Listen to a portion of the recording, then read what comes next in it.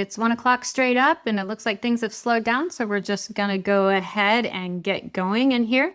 But before we get started, we are going to go ahead and clear some cobwebs off first, cover some housekeeping items. If along the way you get a little lost or in general just have a question, toss that right into the chat box or use one of the icons to raise your hand.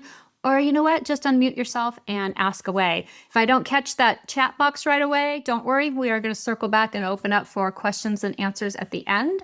So we'll be sure to get those answered for you.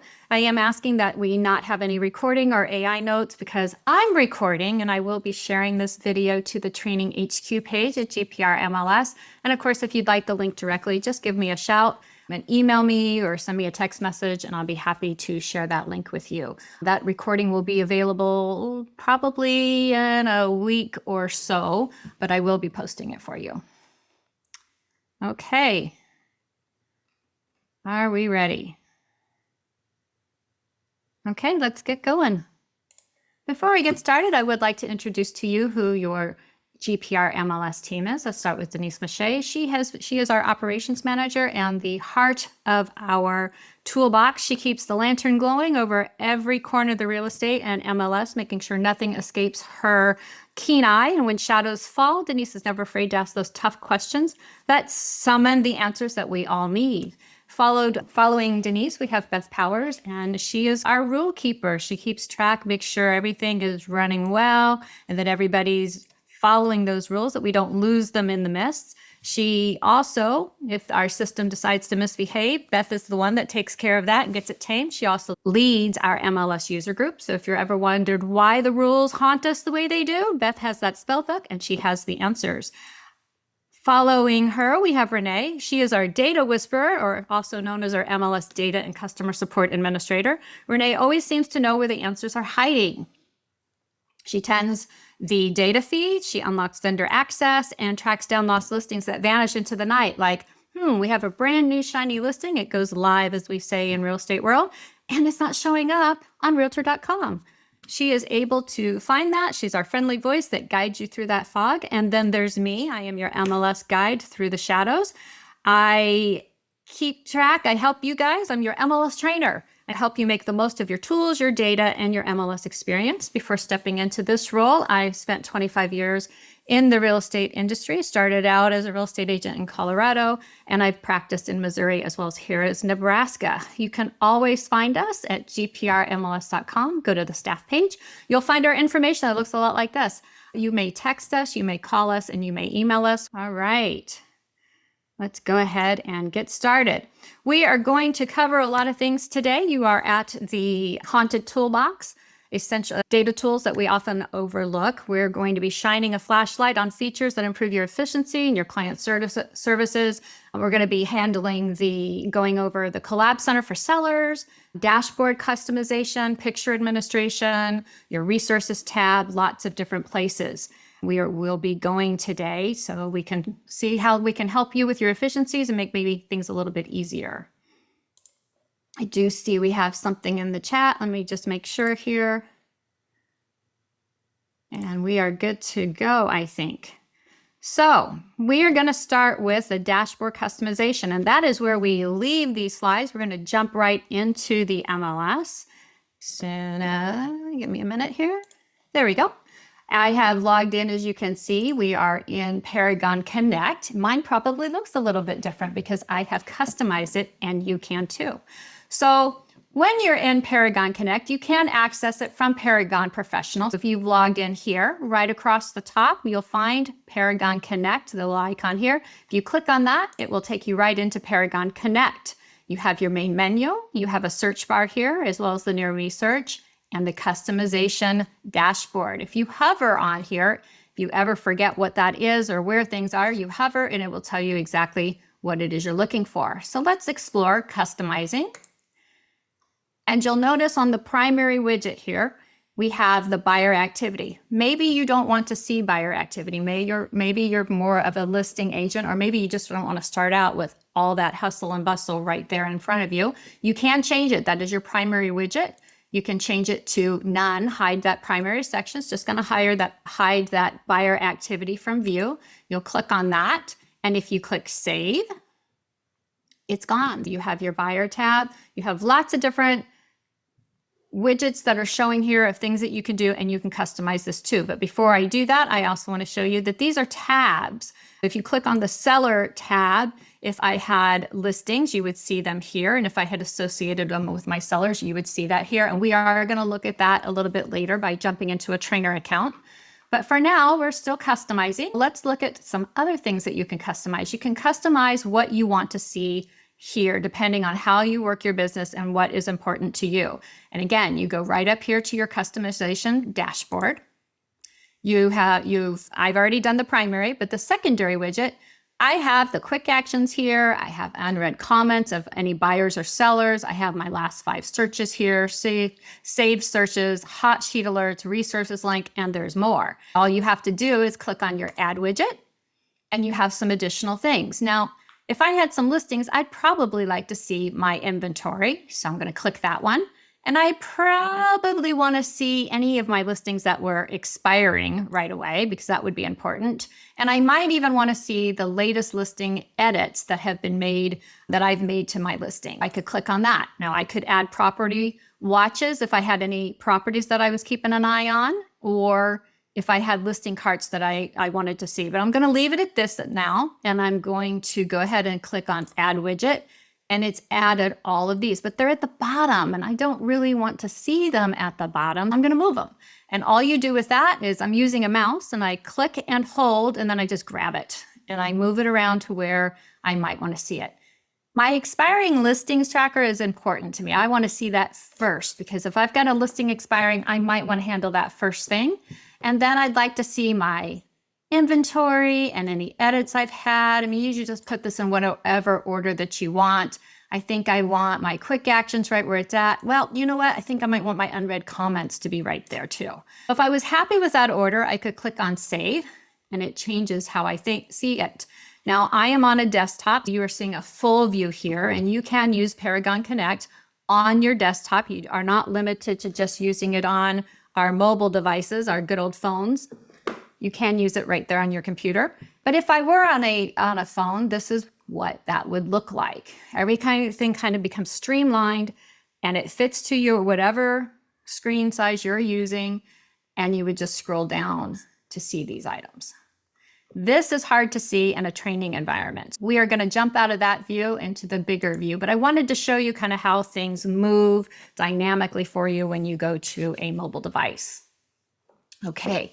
Do we have any questions to start with from anybody that I've covered? Okay. Now, there's more that you can customize here. We just were covering the home page here, moving my buyers so that I'm not seeing it, moving around the different widgets so I could see what's important to me in my business here. But you can also change your theme, which you are seeing because I have a nice little blue theme here going with my marine life here. You can change it also, and all you do is go to the main menu up here on the left, or if you're on your mobile device, it's probably more at the top. You would click on that, and I have lots of different options. It's going to follow a lot like what Paragon Professional does, where you're going to go to settings, and because I'm wanting to change a theme, I'm going to go to system.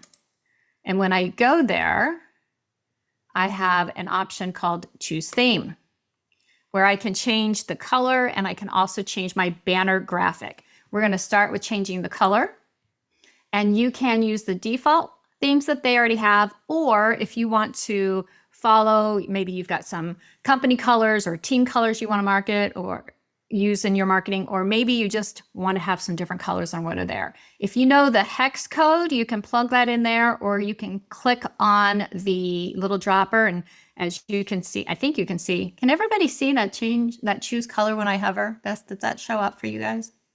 I've never thought to ask that. Oh, that's good to know. Good. So you can see it too. Great. You can choose your color by clicking on that, moving this bar up and down to see the different colors, or just moving your dot into the different places. And if I were to change it to that, I would click apply. It saves that for me right here for now. And then I have a secondary color that I could change. And again, I could use the little scale thing here, or I could just move my little dot around. And I'm just going to make this, let's go with purple. I think I like that. And click apply to change it. Now I'm interested to see what this would look like before I do it. I'm going to click on preview and it gives me an idea of what that looks like. I'm going to go ahead and stay with that for now. So I'm going to close that and click on save. Now you'll notice that when we change to system for colors, there also became another tab called public facing. You can also customize the colors for your public facing. Your public facing piece is going to be things in your collab center. When you send a collab share link to somebody and it opens up to your branding, it's also going to open up to whatever you set here in your public facing. You can again use default themes if you want to. You can do a custom theme. Maybe you want it to match what you have, or maybe you just want to have something different so that for your public facing. But I'm going to show you the default theme choices that you have. These are the same as what you have for yourself and your system for you. And you can click on these, and I'm just going to go with, let's go with a sugar gloss just to see. And I want to preview that. Oh goodness, that's bright. I think I'm going to go ahead and stay with it though. I would close out of my preview and then I can click save. Okay. Then I'm going to use my back button, and I just came out of the color. I'm going to go to the banner graphic, and that's the banner that you saw at the top there. I believe it defaults to this one right here with the houses and the little streets, but you have all of these different banners that you can choose from. And I had the marine life going. We're getting ready to head into the holidays, so maybe you want to have a little snow for those of you who are missing that snow. Or maybe you just want to go with the ocean or whatever it is you want to use. I like the marine stuff, so I use that one. But let's go ahead and go with, let's find an autumn one because that's where we're at. We'll go with this one. I'll click on that, and then you do need to click save. And that changes my banner because I was in my system banner, but I can also change it for public facing. And so you just click on the tab and then choose whichever one it is that you want to see. And because I did that pink sugar one, I'm going to match that with all these wonderful lollipops and candy houses and all that good stuff, and click on save. And that is what's going to show up in my collab center, or if I send somebody a collab link on a property that I think they might be interested in, they would have those colors and that theme showing up for them. Any questions about changing your color themes for yourself or for your public facing or the banner graphics? Anything there? Any questions?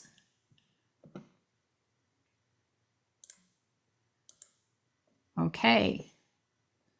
All right, we're moving right along, and we're going to jump into my trainer account because we're going to jump into the collab center. And I want to be able to show you that you have the option to have your sellers set up in the collab center. It's not just for buyers with the automatic emails and allowing them to search. Your sellers can actually be set up in the collab center where they can see what's happening with their listing in the MLS environment, as well as they could search for properties. Maybe they're looking to buy with you as well. They could do that. And they can also see kind of what the competition looks like. We're going to jump out of here because I don't have real listings in a live account like you guys do. And I'll close that, log out here so I don't get any angry messages this time I try to log in. Let me click over here.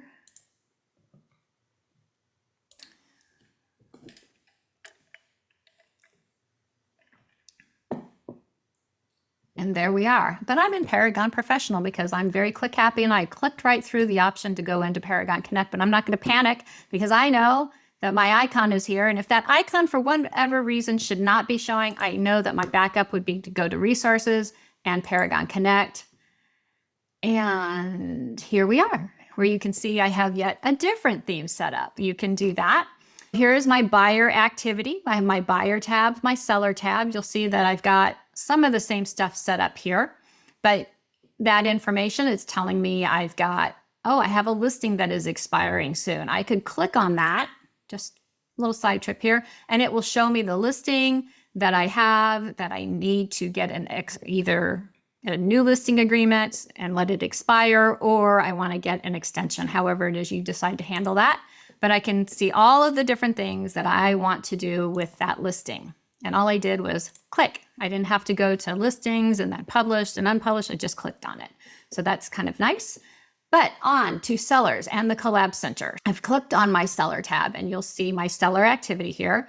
I have, looks like 3 listings. It gives me a little bit of an overview as what's happening in the MLS environment with that listing as far as views and favorites within the collab center. What it's showing me here is the address of that property. If I've got a picture, of course, it's going to show that, but it's giving me information as to what's happening in the MLS environment for people who have saved searches that match the criteria of that property that I am listing. So I'm kind of getting an overview here, and I want my sellers to be able to do that.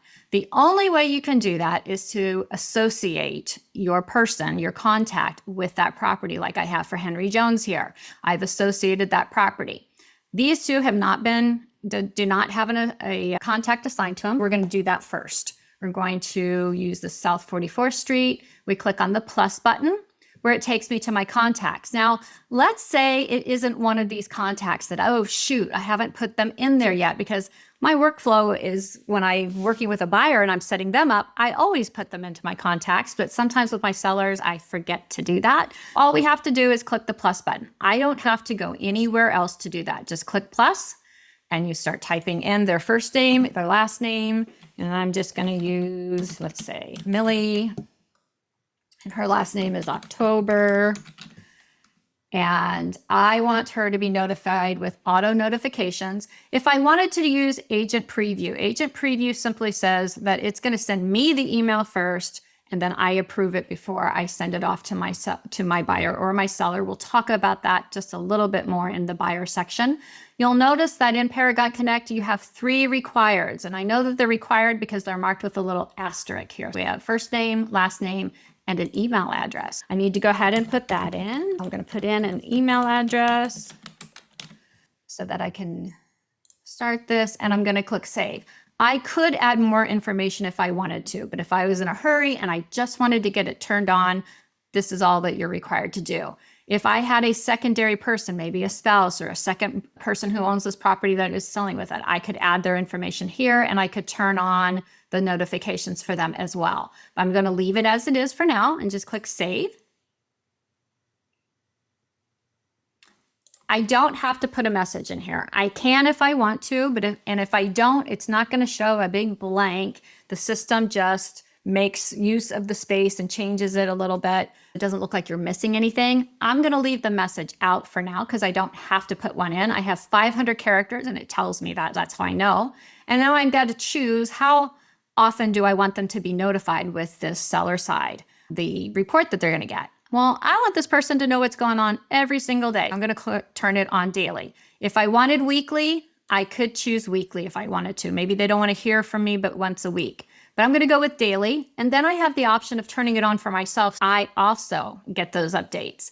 I'm going to leave that off because, you know, I am a super busy agent and I get enough emails as it is. Nobody feels that pain, do they? Right? Yeah, we are all very busy and you get tons of emails. I'm going to leave mine off. I could turn it on if I wanted to see it. I'm going to click save.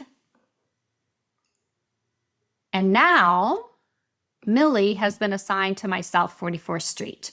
And I want to have them see the seller activity report. So whenever you see the 3 dots, that just means more. And it tells you that just by hovering on it. It means you have more options. And I like options forever, clicking on that to see what my options are. Now, let's say I assigned the wrong contact. Well, I could unassign them and then start over and get the right person with it.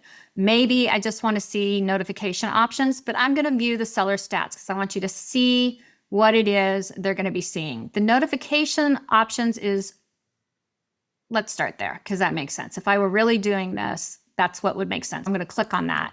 And again, this is just making sure you have everybody signed up for when you want them to. Okay, so I've got that on. I've set up mine. And now we're going to take a look at their view seller stats. It brings me to the listing and they're going to see just an overview. If they were to click on here, they're going to see a little bit of information that goes with that listing.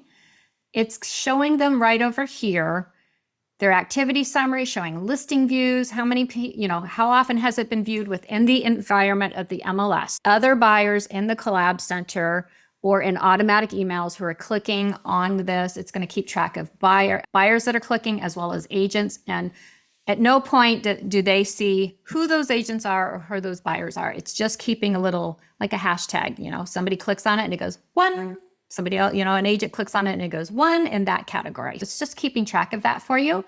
It will keep track of any broker tours that you have scheduled, and broker tours are agents. If you had a broker tour scheduled for agents to come and take a look at your listing, it will keep track of your open houses up until it goes pending, as well as days on market. Now, at 117 days, that's a long time. So this is not a brand new listing as it would be for you. It also is going to show you a nice little graph of those daily views at 7 days, 14 days, 30 days, and 90 days.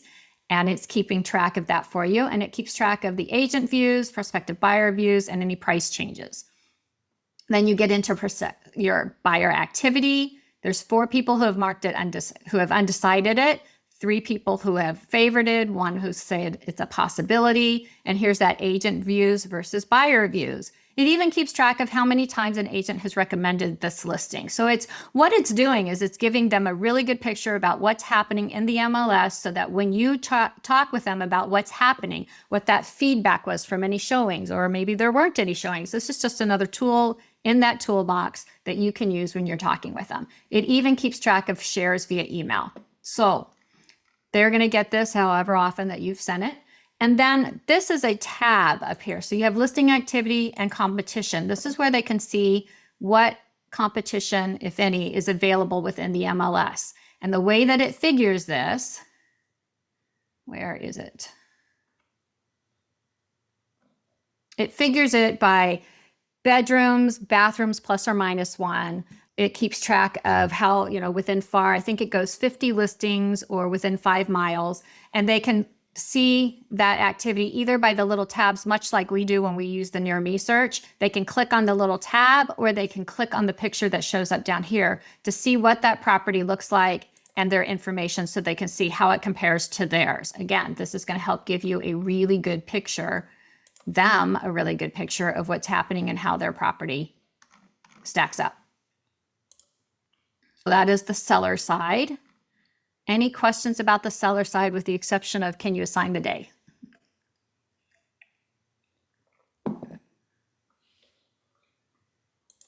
Okay.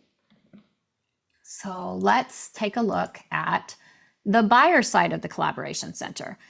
The buyer side for the Collaboration Center is where you're going to set somebody up with their own portal, branded to them, just like you did with the seller one, branded to you, excuse me. Automatic emails go out, but it also lets them search in the MLS as well.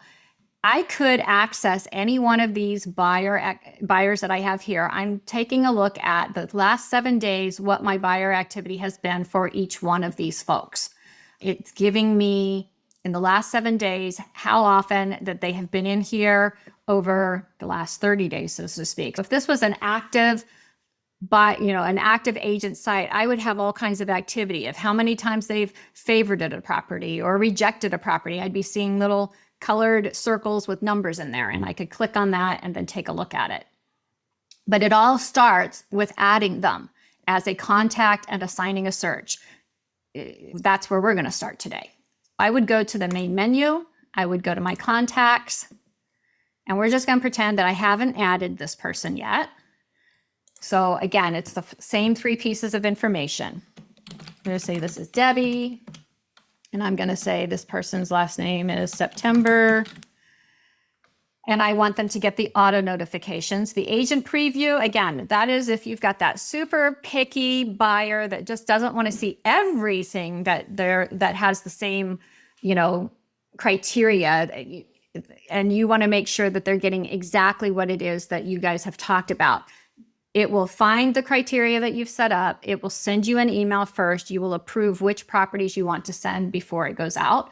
I usually say that for my pickiest buyers, but some of you might want to do it differently. It's totally up to you, but I'm going to just leave it with auto notifications. Again, if I have a secondary person in here, I'm just going to open up my more fields, and I could put their information in here, their name, their email, and then turn it on. That is an important piece that often gets missed. You got to turn it on in order for them to get it, and their email as well. But I have what I want in here, so I'm just going to go ahead and click Save.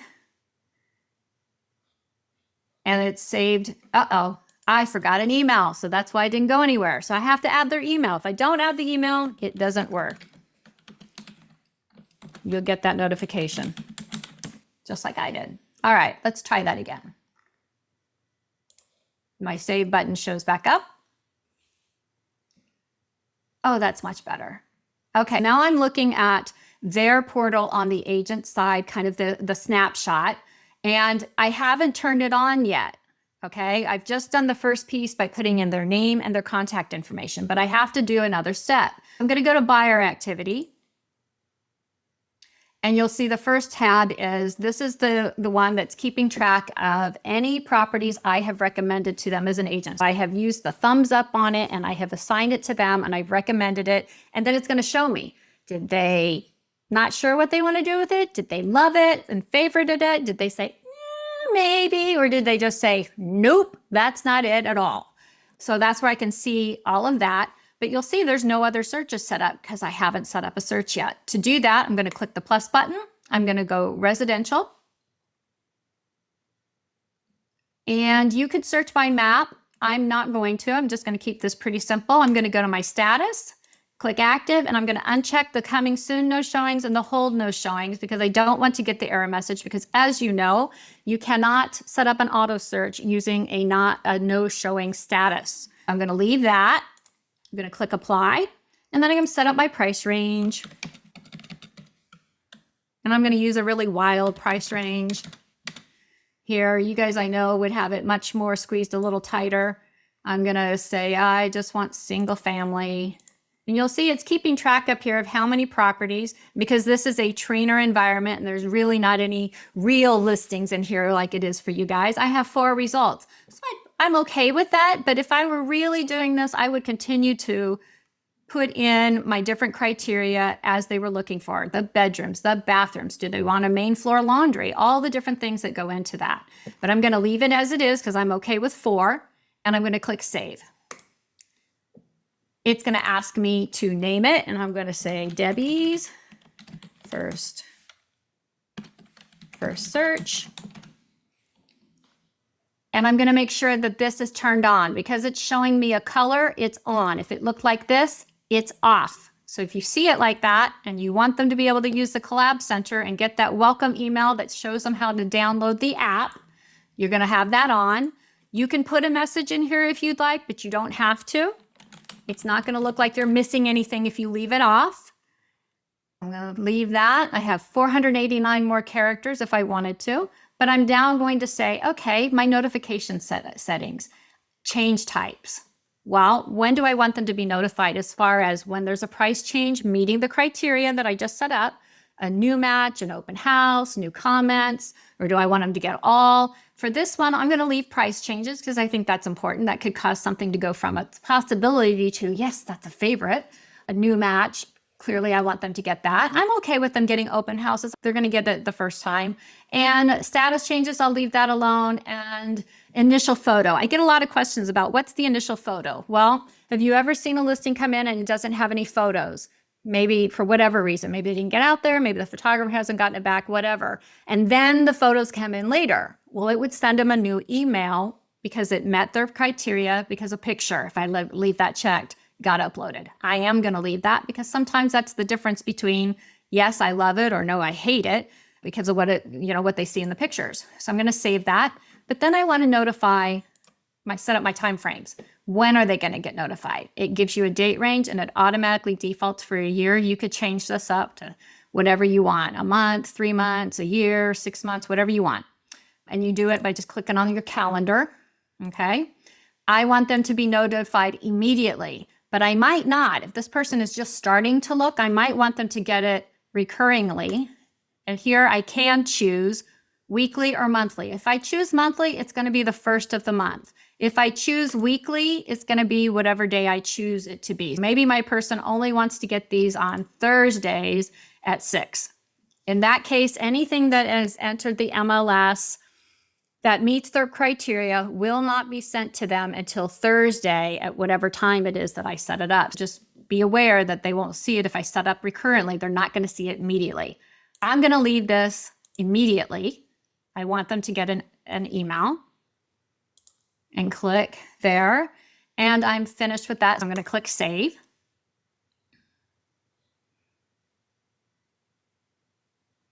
And now I believe we are all set. Okay.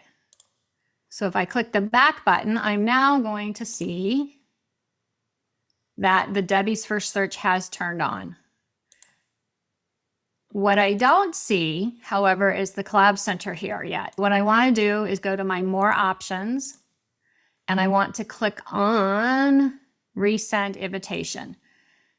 It's just going to resend it. It's going to give them a key as well so that they can download that app, and that will send out. And then once they've accessed that email and they've downloaded the app, you will start seeing that they have a Collab Center up here. You're going to see, you're going to see a little world thing, and I'm going to show that to you, what that looks like. Hold on.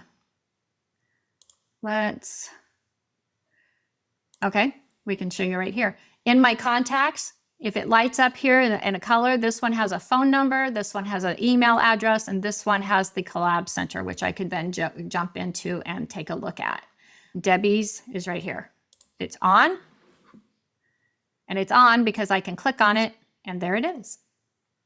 And this is what she's going to see, because I have not customized her view here. It is giving the default, but now I can see that she has 4 updates, 4 listings match. Preserved listings are simply things that she has favorited or said are a possibility that she found on her own, not within a search. She was just clicking around in her map. She can add tags, do her own searches, make comments to you that you're now going to see. And now keep in mind, when you put Paragon Connect, the app, on your phone, it acts like an app. If you want to get push notifications when somebody requests a showing or comments, make sure that your app settings on your phone, when you go to your settings, says you've got push notifications going. Because if you don't set that piece up, it's not going to push them out to you. You'll get emails. And if you have your notifications set up, you're going to still get those emails, but you won't see those notifications if you don't have it set up on the app for your phone. These are the different things that they can see. Now, I have a Collab Center class, and we could go in a whole lot deeper here, but then I wouldn't get to all the other things I want to share with you today. I'm going to leave it at this. If you have questions about that, I'm happy to answer. I do see we have something in the chat box, so I would check on that. These same features, are they available on both Paragon and Connect? They are, depending on what exactly you're asking me. You can use Paragon Professional and utilize the Collab Center for both your sellers and your buyers. You have a certain amount of customization you can do within the system by going to the preferences and system. So you have those things, but there are some things that are slightly different. So if you're wondering about anything specific, if you shout that out or put it in the chat box, I could answer that maybe a little bit better.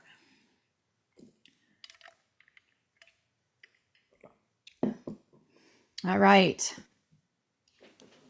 Okay, so we're going to move from this, and we're going to stay in the trainer account because we're going to talk about picture administration. I'm going to close that out and go back home to my dashboard. Dashboard is kind of your home screen, also known as a launch pad. If you ever hear home or dashboard or launch screen, that's all the same thing. We're going to talk about how you can add pictures. It's a whole lot easier to add pictures to your listing through Paragon Connect than it is in Paragon Professional. And the biggest thing that I can tell you that I noticed the difference on is, have you ever had your pictures upload in not the order you want it to be in? And you have to change it in Paragon Professional. It's a lot harder, and there's a lot more steps. Whereas if you do it within Paragon Connect, it is a lot easier. And I'm going to show you that. We're going to go to my listings. I'm going to, let's say we're working with an unpublished listing, and I need to add some photos to it. And we're going to work with this one on Lancelot. I'm going to click on the More options, those 3 little horizontal dots, and I'm going to go to Photos. Now, this one doesn't belong there, so I'm going to get rid of that one altogether. Maybe. Where is my trash button? Is it hiding behind my controls? No. Okay, we won't do that right off. We're going to add pictures. You're going to hit the plus.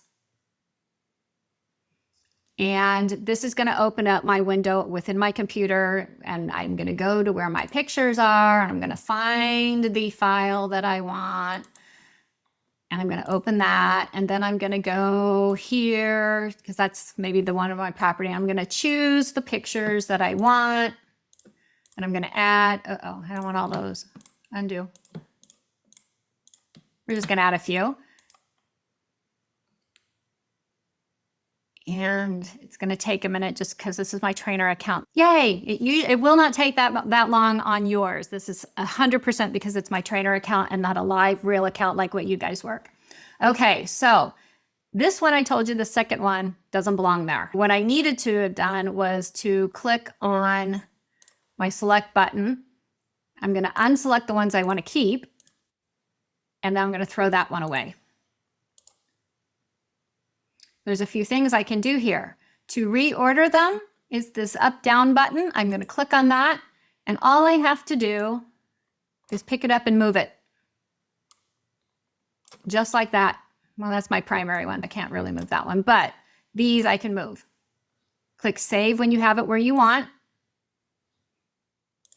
Save, and then I'm out of here. And let's say I want to bulk label these tabs. Meaning, see where it says no label here? I want to actually put little labels there. I can do that by clicking on here, and then I can add primary front of home.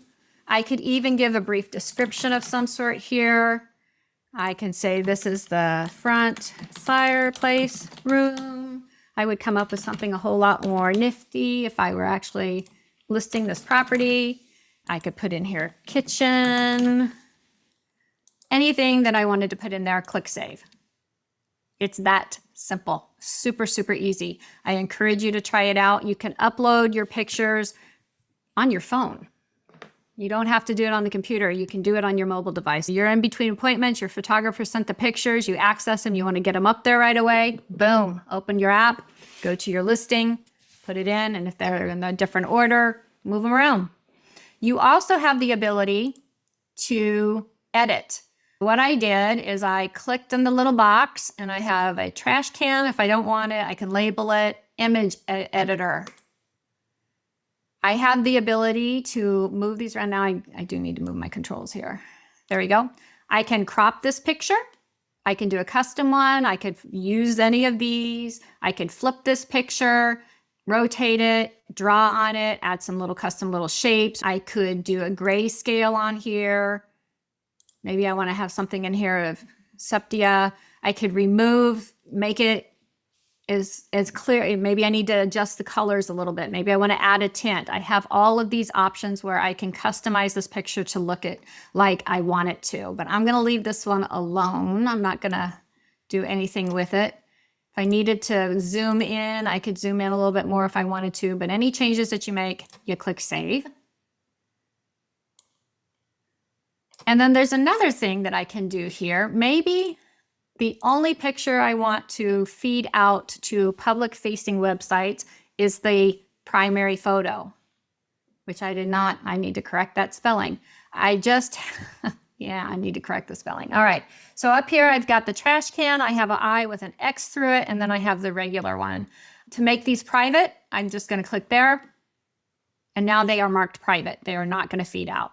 Now, let's say I have them private, but now it's fine, and we want to leave those public.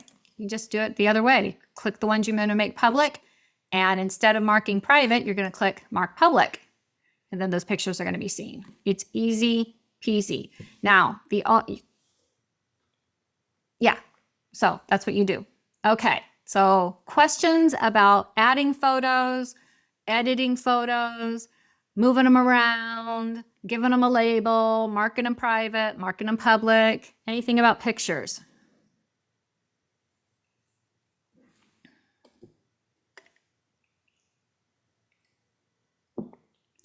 Okay. Well, if you think of one, we're going to have a question and answers at the end. Okay, so resizing it so it's a different, like the photo, like 640 to 480, that kind of thing. because I don't think you can resize it here other than you're going to change your crop. You can crop it. My brain went into cropping mode. Yeah. You're going to want to, if you're going to resize it, you're going to want to, you'll need to do that outside of Paragon. You can't do that within it. Can I jump in real quick, JC? Yeah. So yeah, and Paragon will automatically resize your photo to the right proportions. That's so right. if it's too big, it's not like the old days where it'd be too big and it would tell you it's too big and then you'd have to resize it outside of Paragon. For the most part, what your photographer sends you is fine. The error that people are getting more often that I hear about is that the photos are actually too small. And then you can't make a small photo bigger. So that's the only real place where we see where resizing is maybe necessary. But yeah, otherwise, if it's like a humongous photo and you're afraid it's going to time out or something, you would resize it, like JC said, outside of the system. And I'm glad you have to. Yeah, I'm glad you brought that up because my little brain was fixated on cropping it. So that is all a good point and all very true. And I should have done that because I helped somebody with it this morning. Okay, any other questions?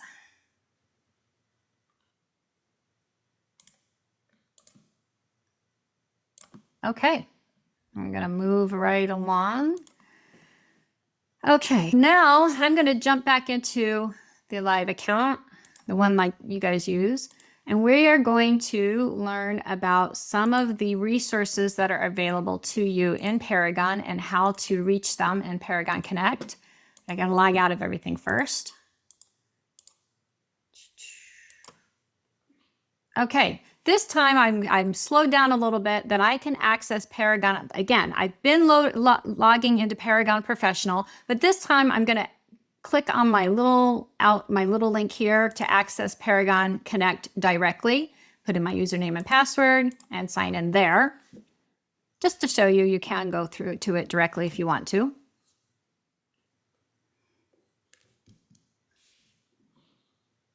It doesn't usually take this long because I'm thinking I'm clicking around too much and it's mad at me. Okay, we're in. Now, if I wanted to have Paragon Professional available to me from Paragon Connect, it's just like it is in Paragon Professional. I go to my main menu and right down there is the Paragon Connect and it will open up a tab there and now I could access that way if I wanted to.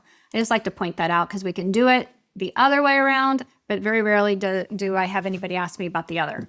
We're going to talk about resources that are available to you. You'll find those by going to your main menu, and it's in resources. And you will find that if you're looking for your system docs here, any website links, but GPR MLS news, when you're in Paragon Professional, you see it right here in the middle, but there's really no way in Paragon Connect that you're going to just automatically see it. You can check it real quick by going into your resources, click GPR MLS News, and it brings you to our webpage that we put the announcements on. If I'm doing a class, as you can see, I'm advertising the class. I sent out a big email to everybody, but we also post it here. As any training, the Paragon training webinars that come out that Paragon puts out. Our PR wanted to let you know that legacy reports are retiring. So we put a little blurb out of that because that's kind of a big deal. The data maps were changing. If Paragon was having an issue that they weren't fixing right, you're able to fix right away, Beth would put a notice out here to let you know. We do email you, but we also put it here because not everybody is checking their emails right away. And if you log in, you can see that. So if you're experiencing an issue, you might want to check there first and see what's happening. And the other thing that you're going to see is you can go to CRS Data Tax Search. CRS Data is their courthouse retrieval system. It's pulling information from the courthouse. It's pulling information from the different counties that are available to you. And why would I use that? Anybody wondering that? Well, you can use it to do your due diligence and you're accessing it without having to go outside of Paragon. If I got a call, ring, ring, hey, my good friend Jenny recommended you to me and I want to sell my house and we just have to use you because she said all these wonderful things. We like that call, right? I've asked all my questions. I've taken my notes. I got all the information and now I need to do my due diligence. Or maybe I finished a showing, we saw 2 or 3 houses. They're really interested in this one. They think they might want to put an offer in it, but they want to know, is it in flood zone? Okay, well, I can check that right here.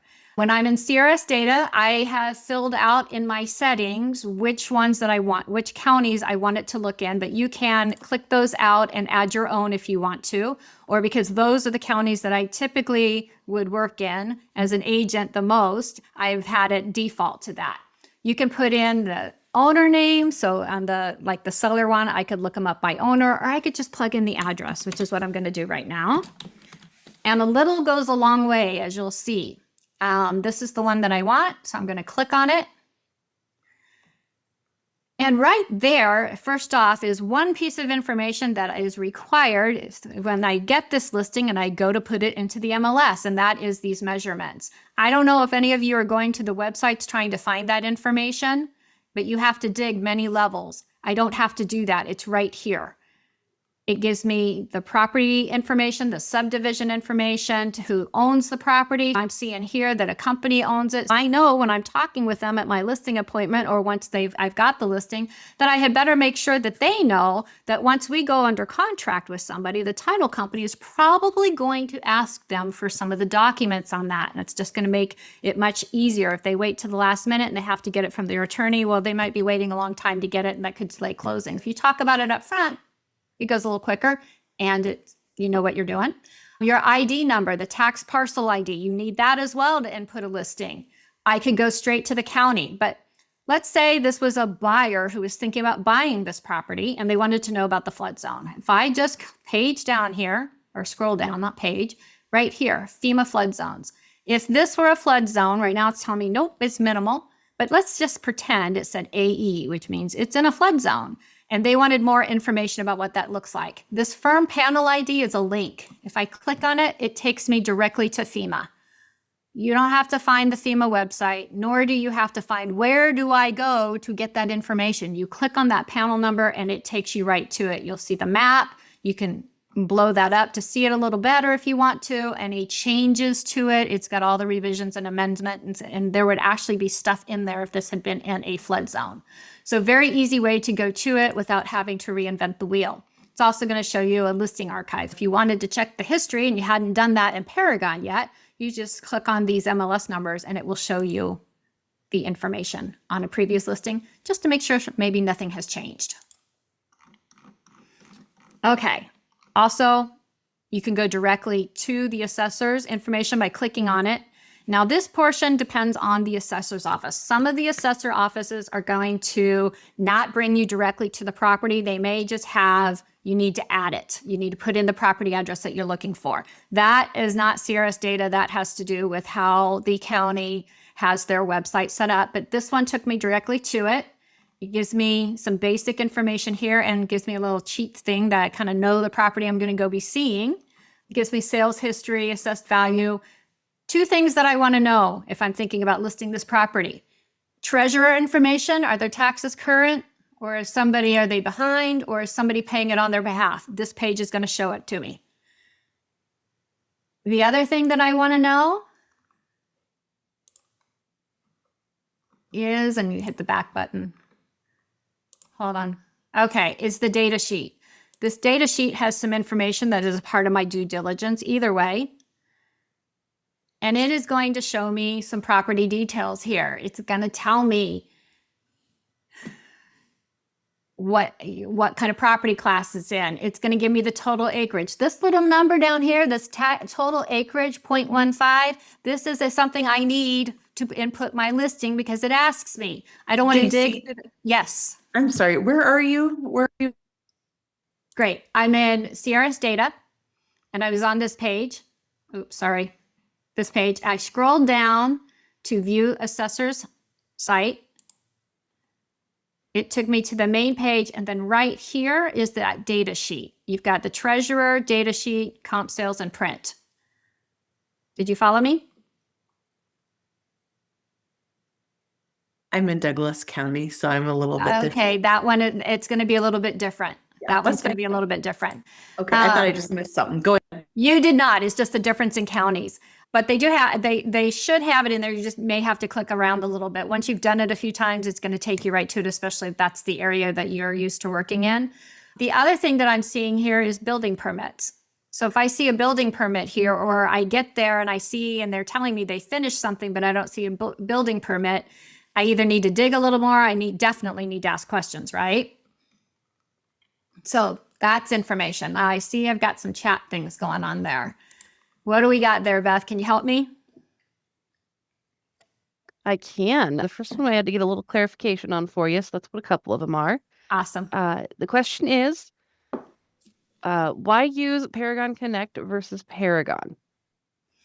Well, Paragon Connect, I can take anywhere. I can use it on my iPhone. I can use it on my desktop. I can use it on my laptop. I can use it on my phone. Wherever I go, I'm taking the MLS with me. I think it's a little easier to navigate. It's a little bit more intuitive. There isn't anything I do in Paragon Professional, I'll see in Paragon Connect. Anything I do in Paragon Connect, I'll see in Paragon Professional. It's the same MLS. It's just built on two different platforms so that you can use it in two different ways. The only thing you cannot do currently in Paragon Connect that you can do in Paragon Professional is a CMA. And hopefully that's going to change real soon. That's why I would use it. Plus, Paragon Connect is much easier to use on a mobile device than Paragon Professional is. Paragon Professional, you can definitely do it. You save that bookmark, but you're accessing it from your browser. It's not going to fit dynamically to whatever screen you're using. It's also a little clunkier and a lot slower. It's always been a little slower for me when I was using it as an agent. I would much rather use something that can keep up with me and is built to work with my mobile device. And it's an app. I just download it. So that's why I would use it. Those are just some things there. If you're not used to using it, I would encourage you to try it out on, if you're using a desktop or a laptop, try it out there. That's the easiest way to kind of get to know it before using it on your phone. But the big thing on the phone, if you're a passenger in a car, guys, and I say that because I don't want you driving and using your phone at the same time, but if you're a passenger in a car, open up your app and click on the Near Me search, and it will show you houses that have sold or pendings or are active, and you can kind of get to know and get to use it as you're doing. And that's exactly what I did in the beginning to start learning it. Is every time I jumped in the car and I was in the passenger seat, I opened up the Near Me search. What's for sale in this neighborhood? So just a couple of things there. Anything else? Yeah, you got one more in here. So there's one question with it, and then I'm going to do a follow-up question on it for you. Okay. So it's information in CRS data, might not match the county assessor due to how often it's updated. Oh, I should know this one. Help me. I can jump in. Thank you. I know it's right here. It's right here.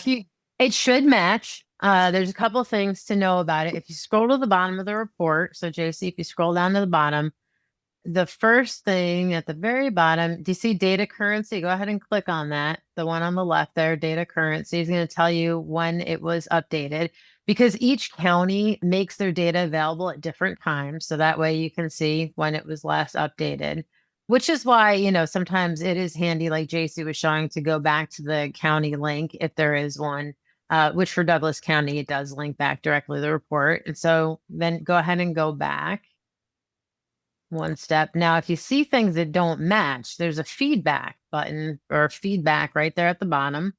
And if you click on that, it's kind of like the correction button in Paragon. You basically say what's wrong with it. And then CRS data reaches out to the counties or looks through their records, depending on what they have. Some of the counties they deal with, they still have to go and scan the actual files from their offices. I believe we have 60 counties now that are covered by CRS data in Nebraska and Iowa. So you just say what the issue is, and then they go ahead and they get that updated or get back to you and let you know what they find out. So if you do see inaccurate data, that's where to report it. So probably the thing we see most is just that the counties don't make the data available as often as you would like it to be. So sometimes, even though you can see it on their site, they have to have like a file that they can access in order to import it into CRS data. So it really does depend on the county. But if you see inaccurate information, please report it directly to them. They're really good about getting it resolved. And I just want to tell you guys, we are really, really happy. I'm really, really happy that Denise was here to answer that question because she gave you a lot more information than I would have because some of that I didn't know. Thank you so very much. Yeah, you don't know unless you have to do Yep. it. I happened to get a question about that last week. Yep. An owner name. So Thank you. Anybody else? Was there a follow-up to that one? Well, my follow-up was going to be, how do you report? So you could show that. So Denise just beat me to it. Good. Awesome. Anything else? Okay. In about 2 minutes, we'll have made the 1 hour. And I do have more information, but we're not going to get to it all. But I do want to make sure I point out these two things before you go. And it has to do with Fast Stats and InfoSparks. You can access Fast Stats here. Fast Stats comes out, your stats for the MLS for the previous month comes out on the 15th. So on the 15th, that's tomorrow, we're going to get the stats for what's this month? October, September. We're going to get those. And you can click in the email, or once we get it, Beth is the wonderful person who posts it on our announcement page as well. You send an email out too, don't you? Or do you just post it? Yeah, an email. And that's where we have them. And she's got all the reports attached. But you can access it in the MLS. Fast Stats Regional, which gives you the whole region, GPR MLS region, or you have Fast Stats Omaha or Fast Stats Lincoln. I'm just going to click on the regional. This gives you what is happening across the region. And I call this it gives you a broad amount. Okay. You can customize this to, do you want to look by county? Do you want zip code? You can look at how far back do you want to go? Do you want to see here? Do you want to just see in July? You can do all that stuff. You can see the monthly indicators, housing supply, all of the different things here. I'm going to click on Douglas. I just want to see the most recent. I just want to show you the reports. These reports are great to tuck into a buyer packet. These reports are great to tuck into your listing packet. It's good information for you to print for that month and have available so you can pick it up. But if you don't like the paper thing, I'm showing you where you can easily find it so you can talk with people.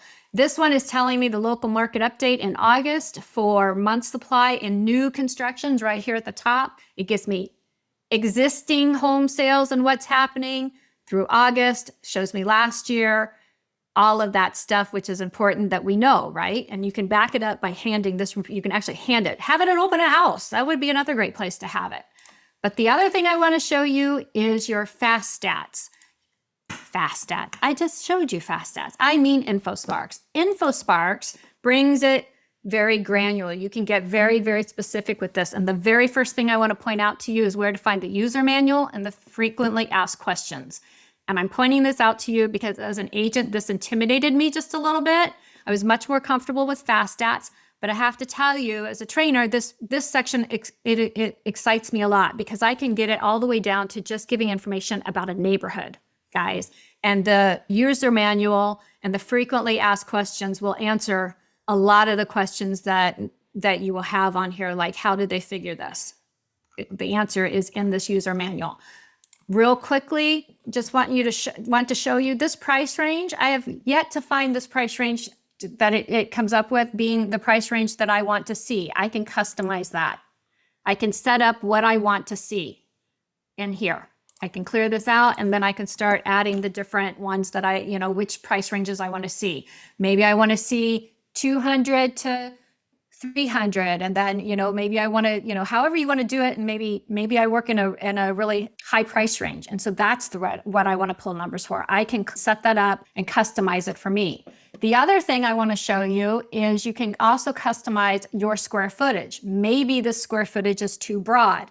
You can customize it in the exact same way that you do the other. The other thing is you can check more than one of these areas at a time. Across here, you go all the way over and you get bathrooms as your last section. You have bathrooms, bedrooms, year built, new construction type, or previously owned, all the things.